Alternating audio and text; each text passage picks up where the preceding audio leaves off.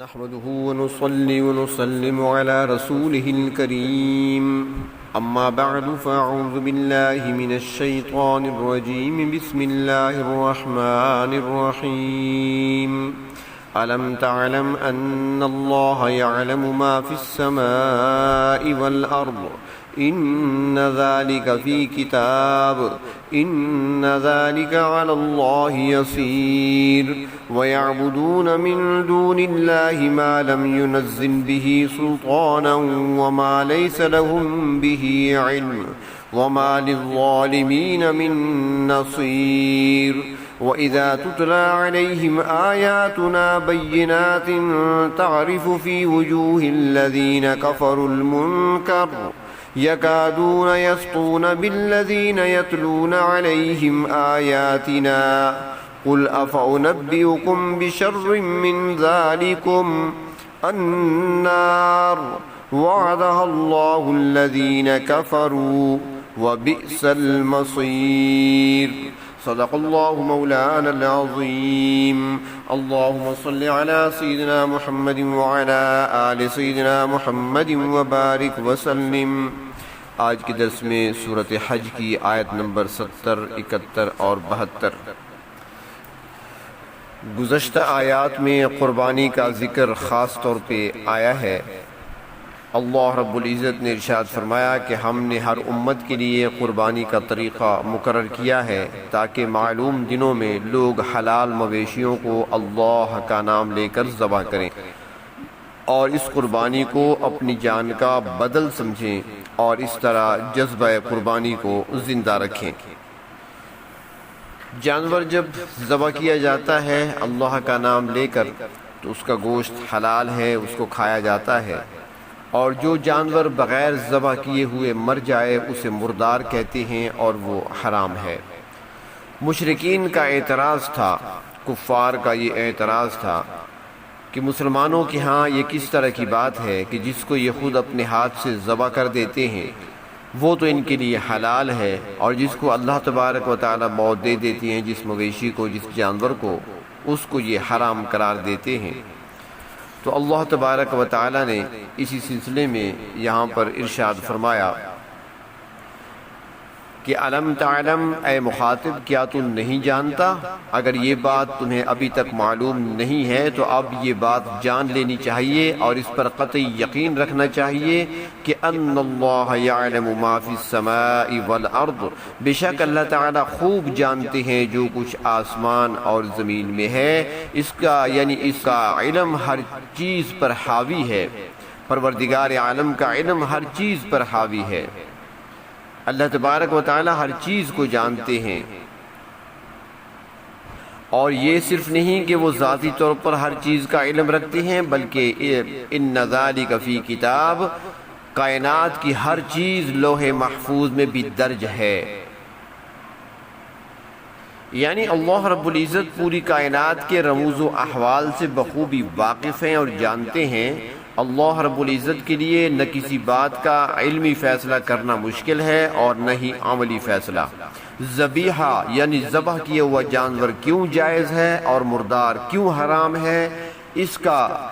علمی فیصلہ یہی قرآن کریم میں کئی مقامات پر اللہ رب العزت نے کر دیا، اور اس کا عملی فیصلہ وہ قیامت کے دن کیا جائے گا۔ اور اللہ رب العزت زمین اور آسمانوں کی تمام چیزوں کو جانتے ہیں، اور پھر اللہ رب العزت نے یہ باتیں لوح محفوظ میں بھی لکھ دی ہیں، اور اتنی بے شمار چیزوں کا ٹھیک ٹھیک جاننا اور لوح محفوظ میں لکھ دینا اور پھر اسی کے مطابق قیامت کے دن فیصلہ کرنا، یہ بھی اللہ تعالیٰ کے لیے کوئی مشکل نہیں ہے۔ فرماتے ہیں کہ اللہ تبارک و تعالی نے انسان کو پیدا فرمایا اور پھر اس کی تقدیر بنائی، جیسا کہ سورۃ عبس آیت نمبر 19 میں ہے خلقہ فقدرہ، اور حدیث شریف میں بھی الفاظ اس طرح کے آتے ہیں کہ قدر مقادیر الخلق قبل خلق السماوات والارض 50,000 سنہ، یعنی اللہ تبارک و تعالی نے آسمان اور زمین کی تخلیق سے 50,000 سال پہلے مخلوق کی تقدیر بنائی۔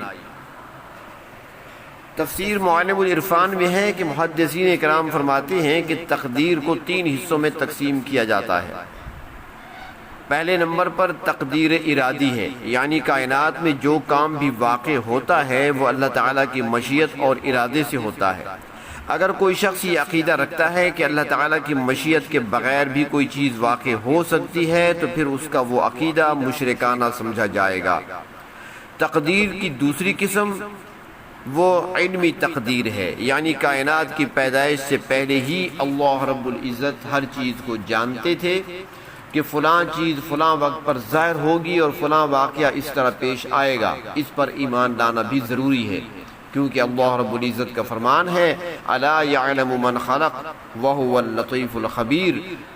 سورۃ ملک آیت نمبر 14۔ کیا وہی نہیں جانیں گے جس نے خود ہر چیز کو پیدا کیا، حالانکہ وہ باریک بین اور ہر چیز کی خبر رکھنے والے ہیں، وہ تو ازل سے ہر چیز کو جانتے ہیں۔ جو شخص یہ عقیدہ رکھے کہ اللہ تعالیٰ کسی واقع ہو چکی یا آئندہ پیش آنے والی چیز کو نہیں جانتے تو وہ شخص کافر ہو جائے گا۔ اور اس کے علاوہ اہل سنت والجماعت کا یہ بھی عقیدہ ہے کہ سابقہ، موجودہ اور آئندہ پیش آنے والی ہر چیز کو اللہ رب العزت نے کتاب یعنی لوح محفوظ میں بھی لکھوا دیا ہے، اور اس مقام پر بھی یہی فرمایا کہ اللہ تعالیٰ ہر چیز کو جانتے ہیں اور ہر چیز لوح محفوظ میں بھی درج ہے۔ فرمایا ان ذالک علی اللہ یسیر، ایسا کرنا اللہ تعالیٰ کے لیے آسان ہے، یہ اللہ کے لیے کوئی مشکل کام نہیں ہے، وہ تو قادر مطلق ہیں، علیم کل ہیں۔ آگے اللہ رب العزت نے مشرکوں کا رد فرماتے ہوئے ارشاد فرمایا وَيَعْبُدُونَ مِن دُونِ اللَّهِ مَا لَمْ يُنَزِّلْ بِهِ سُلْطَانًا، یہ لوگ ایسی چیزوں کی عبادت کرتے ہیں جن کے متعلق اللہ نے کوئی سند اور دلیل نہیں نازل فرمائی۔ غیر اللہ کی عبادت پر نہ کوئی عقلی دلیل پیش کی جا سکتی ہے اور نہ ہی کوئی نقلی دلیل پیش کی جا سکتی ہے اور نہ مشاہداتی۔ اس لیے قرآن پاک میں بار بار بیان فرمایا گیا کہ کفر اور شرک کرنے والے کے پاس لا برہان لہ بہ، قطعاً کوئی دلیل نہیں ہوتی، وہ تو صرف اپنے آباء و اجداد، اپنے خاندان اور اپنی برادری کے رسم و رواج کو ہی دلیل کے طور پر پیش کر سکتا ہے،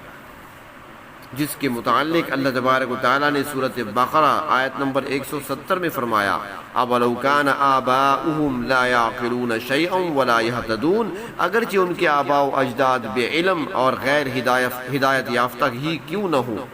مگر یہ بغیر سوچے سمجھے ان کے نقش قدم پر چلے جا رہے ہیں۔ اگر آباء و اجداد درست راستے پر چلے ہوں، صراط مستقیم پر چلنے والے تھے، تو پھر ان کا اتباع کرنا صرف یہ نہیں کہ جائز ہے بلکہ قابل فخر ہے۔ حضرت یوسف علیہ السلام نے بھی تو یہی فرمایا تھا، سورۃ یوسف میں ہے وَاتَّبَعْتُ مِلَّةَ آبَائِي إِبْرَاهِيمَ وَإِسْحَاقَ وَيَعْقُوبَ، میں تو اپنے باپ دادا ابراہیم، اسحاق اور یعقوب علیہ السلام کی ملت پر چلتا ہوں اور انہی کی اتباع کرتا ہوں۔ تو فرمایا کہ وہ لوگ جو مشرک ہیں اور اللہ رب العزت کو چھوڑ کر ایسی چیزوں کی پرستش اور عبادت کرتے ہیں کہ جس کے متعلق نہ تو ان کے پاس کوئی دلیل ہے وَمَا لَيْسَ لَهُم بِهِ عِلْمٌ، اور نہ ہی ان کے پاس اس چیز کا کوئی علم ہے، یہ تو پوجا کی جانے والی چیز کی حقیقت سے بھی ناواقف ہیں۔ یہ لوگ بے جان چیزوں سے حاجت روائی کرتے ہیں جو کہ ویسے ہی بے جان ہیں، یا ان کو اپنا سفارشی تسلیم کرتے ہیں اور اس لیے ان کی عبادت کرتے ہیں، جیسا کہ اللہ تبارک و تعالیٰ نے فرمایا سورۃ زمر میں کہ مشرکین کا یہ قول نقل فرمایا ہے کہ ما نعبدہم الا لیقربونا الی اللہ زلفا، کہ وہ کہتے کہ ہم تو ان کی اس لیے عبادت کرتے ہیں کہ یہ ہمیں اللہ کے قریب کر دیتے ہیں، یعنی ہماری سفارش کرتے ہیں۔ اور بعض معبودوں کے متعلق وہ لوگ یہ عقیدہ بھی رکھتے کہ اللہ رب العزت نے ان پر الوہیت کی چادر ڈال دی ہے، یہ اللہ کے محبوب اور پیارے ہیں، لہٰذا اللہ تعالیٰ سے ہر بات منوا لیتے ہیں۔ یہ جاہلانہ باتیں ہیں جن کے پیچھے صرف گمراہی ہوتی ہے، نہ کوئی دلیل ہے اس پر اور نہ ہی ان کے پاس کوئی سند ہے۔ تو فرمایا کہ کتنے ظالم لوگ ہیں جو قادر مطلق کو، مختار مختار مطلق کو، علیم کل کو چھوڑ کر بے اختیار چیزوں کی عبادت کرتے ہیں، کبھی کسی سے کچھ مانگتے ہیں، کبھی کسی کے سامنے سجدہ ریز ہو جاتے ہیں۔ حالانکہ حقیقت تو یہ ہے کہ تمام انسان، سارے فرشتے اور جن، کائنات کی ہر چیز اللہ رب العزت سے حاجتیں طلب کرتے ہیں۔ یسألہ من فی السماوات والارض، سورۃ رحمان آیت نمبر 29۔ آسمان و زمین کی ہر چیز اسی مالک الملک کی سوالی ہے۔ جو خود سوالی ہو وہ دوسروں کی کون سی حاجت پوری کریں گے؟ فرمایا وما للظالمین من نصیر، اس قسم کے ظالموں اور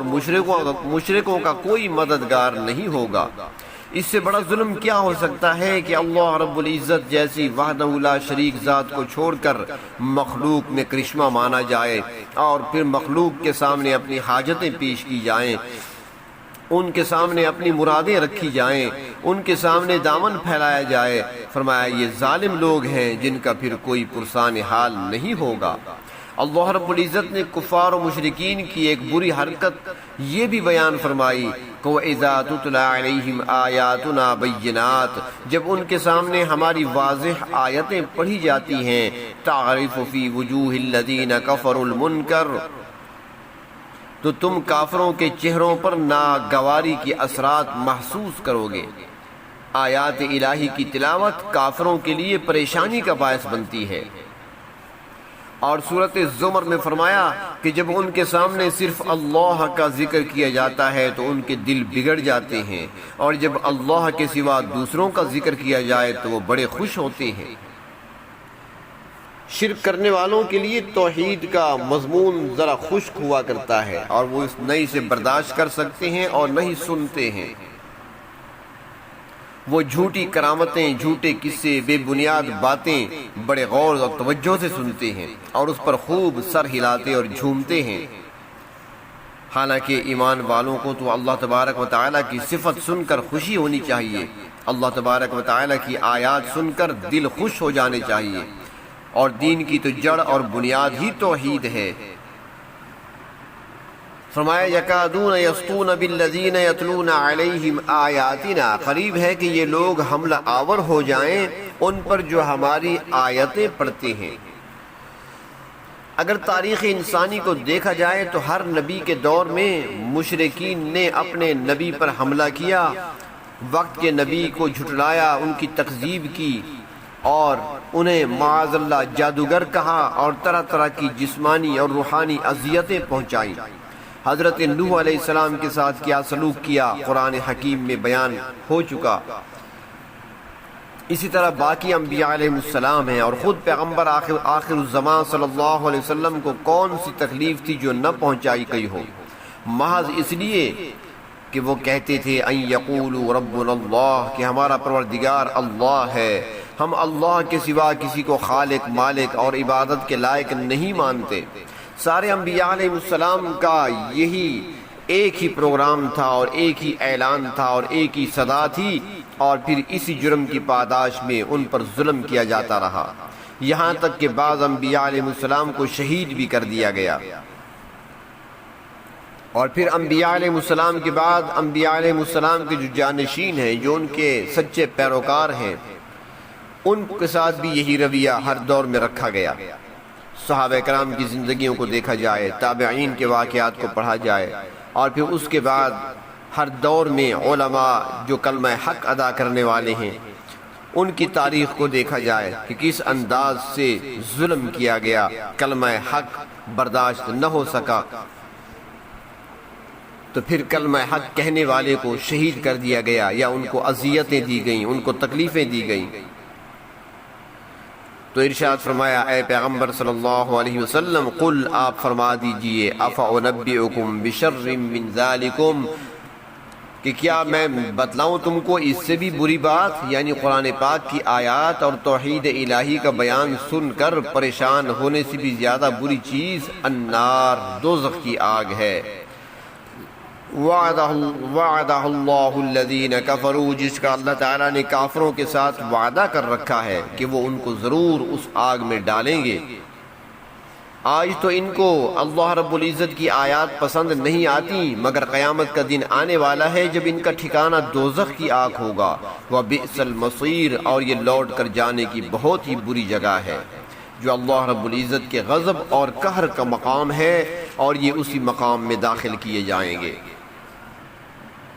بس چاہیے کہ اس دوزخ کے عذاب سے بچنے کے لیے آیات الہی کو اور اللہ رب العزت کی توحید کو سنو اور شرک سے باز آ جاؤ۔ اللہ تبارک و تعالی ہمیں شرک سے محفوظ فرمائے اور اپنی کامل اطاعت نصیب فرمائے۔ وآخر الدعوانا الحمدللہ رب العالمین۔